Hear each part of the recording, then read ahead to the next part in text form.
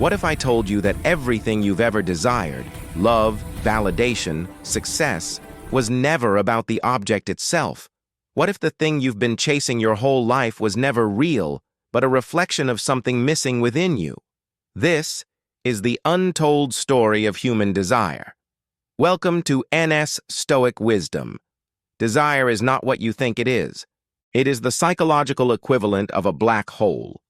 Invisible, infinite, and consuming everything that dares to get close. It doesn't just explain the quiet despair of your dating life. It explains why humanity suffers, why you chase shadows, and why fulfillment always slips through your fingers. You've been told a lie that you are loved for who you are. But the truth is darker. You've never been loved for your identity, your kindness, your strength, or your achievements. These are merely screens, projections of a deeper, ancient drama playing out beneath the surface of every relationship you've ever had. Lacan called it the object petit, the object cause of desire. It's not the person, not the thing, but the void behind them, the unattainable essence you believe will complete you once you possess it. But no matter what you acquire, the relationship, the job, the status, it always fades, doesn't it? Because desire was never for the object. It was for the fantasy that the object would erase your emptiness. Desire is born from trauma, not personal trauma, but the universal trauma of separation. The moment you entered this world, you were torn from the wholeness of the maternal body. From that moment on, you were incomplete, a being defined by lack, forever trying to fill a hole that cannot be filled. You pour love, attention, money, and effort into the cup of life, but it never stays full, because at the bottom of that cup, there's a hole. Look back through history. In the 12th century, poets wrote about unattainable noblewomen, idealized figures they could never have. They called it courtly love, the pursuit of the impossible. But the secret was that they didn't desire the woman herself. They desired her unavailability. The woman was the mirror of the void, the shining symbol of what could never be attained. And that's the cruel paradox of desire. Once you obtain what you want, it dies. Now think about modern dating. You scroll through profiles and one image stops you, a woman smiling on a mountain peak. You think you want her. But in truth, you desire what she represents: freedom, wholeness, peace. You project your lack onto her image. And when you meet her, reality breaks the fantasy. Her humanity replaces the ideal.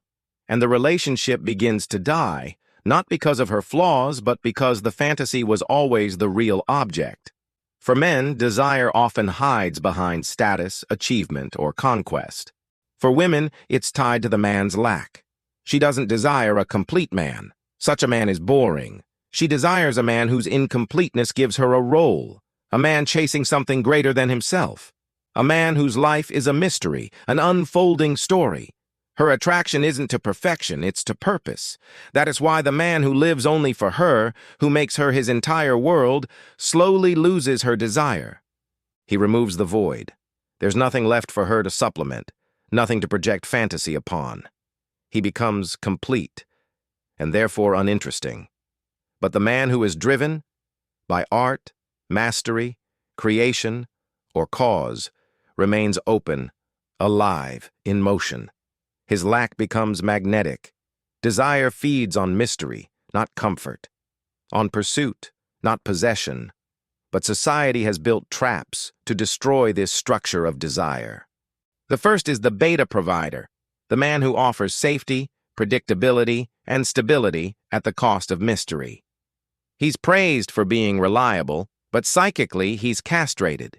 He presents himself as a finished product, leaving no void for a woman to enter. She may respect him, but she cannot desire him. The second trap is therapeutic validation. It tells men to heal every wound, manage every emotion, and fix every flaw. It sounds compassionate, but it kills desire. Because when a man treats his lack as a pathology to be cured, he loses the very drive that fuels attraction. He becomes a patient, not a creator, a child needing comfort, not a force to be reckoned with. And the third trap, the deepest, is the maternal fantasy. Every man unconsciously longs for the mother he once had, the one who met every need without asking. When he seeks that in a partner, the relationship is doomed. In the beginning, it feels like love. But soon, reality breaks the illusion. The woman cannot be the mother. She has her own void, her own incompleteness. The man grows resentful, repeating the cycle with another, never realizing the fantasy was the problem. So, what's the way out? The answer isn't to fix your lack, it's to embrace it. To turn your incompleteness into the source of your power. Desire is not a curse to be cured, but a current to be channeled. The man who accepts his lack becomes unstoppable. He stops seeking completion in others and starts building meaning from within. Your lack is the engine of creation. It drives you toward mastery, growth, and purpose. It keeps you moving, evolving, alive. When you orient your life around a cause, not comfort, you transform lack into energy. You stop being a seeker of validation and become the source of it. That's when women are drawn to you, not because you're complete, but because you're becoming. Not because you have everything, but because you're reaching for something that transcends you both. Your mystery ignites her fantasy. Your drive gives her a story to join. This is the secret society never told you. You don't attract through perfection. You attract through motion, through purpose, through the fearless acceptance that you are gloriously, permanently incomplete.